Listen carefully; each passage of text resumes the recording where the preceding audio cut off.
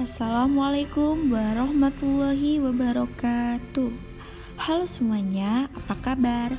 Kali ini saya akan membawakan materi yang berjudul Landasan Pengembangan Kurikulum. Dosen pengampu Ibu Maftuha, MPDI. Sebelum materi kita mulai, izinkan saya untuk memperkenalkan diri saya. Nama saya Luca Dinda Rahmadina dari kelas PGMI 3D NIM 186020522110. Oke, kita langsung masuk ke materi yang pertama. Sudahkah tahu apa landasan pengembangan kurikulum? Dalam The Future Learner Dictionary of Current English mengemukakan definisi landasan sebagai berikut: foundation that on which a idea or beliefs and underlying principle, and the foundation of religious belief, the basic start point. Yang menurut Hornby, landasan adalah suatu gagasan atau kepercayaan yang menjadi sandaran suatu prinsip yang mendasari. Contoh seperti landasan kepercayaan agama dasar atau titik tolak. Dengan demikian, landasan pengembangan kurikulum dapat diartikan sebagai suatu gagasan, suatu asumsi atau prinsip yang menjadi sandaran atau titik tolak dalam mengembangkan kurikulum. Selanjutnya, kita akan membahas fungsi landasan kurikulum. Fungsi atau landasan pengembangan kurikulum adalah seperti fondasi sebuah bangunan. Sebuah gedung yang menjulang tinggi berdiri di atas fondasi yang rapuh tentu tidak akan bertahan lama. Oleh sebab itu, sebelum sebuah gedung dibangun, terlebih dahulu dibangun fondasi yang kokoh. Semakin kokoh fondasi sebuah gedung, maka akan semakin kokoh pula gedung tersebut. Fondasi bangunan yang diibaratkan pada uraian di atas adalah dasar atau landasan dalam merencanakan sebuah kurikulum. Jadi, berkualitas atau tidaknya kurikulum yang dirancang sangat ditentukan oleh dasar pengembangan kurikulum yang kuat.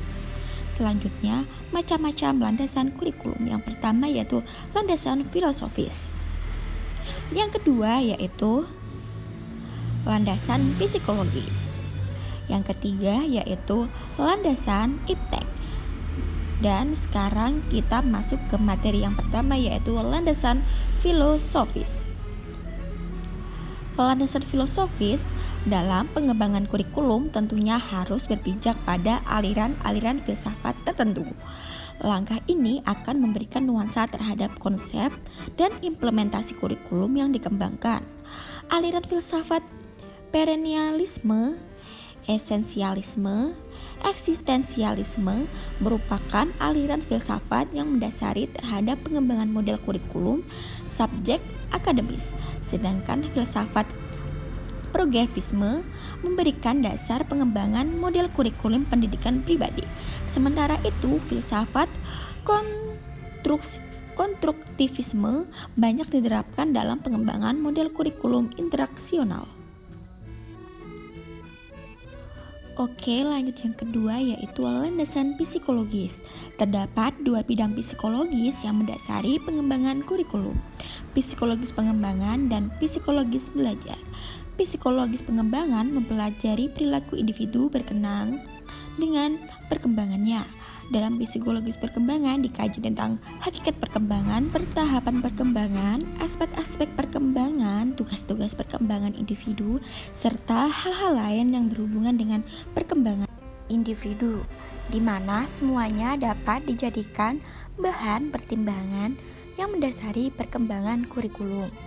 Selanjutnya, masuk materi landasan iptek.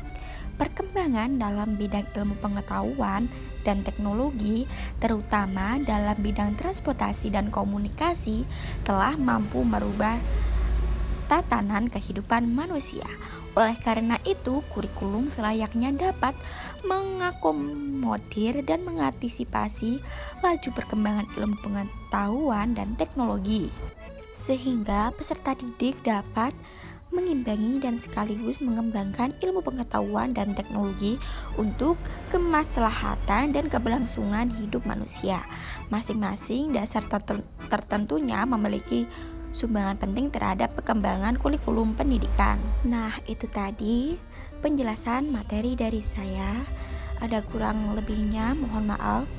Wassalamualaikum warahmatullahi wabarakatuh.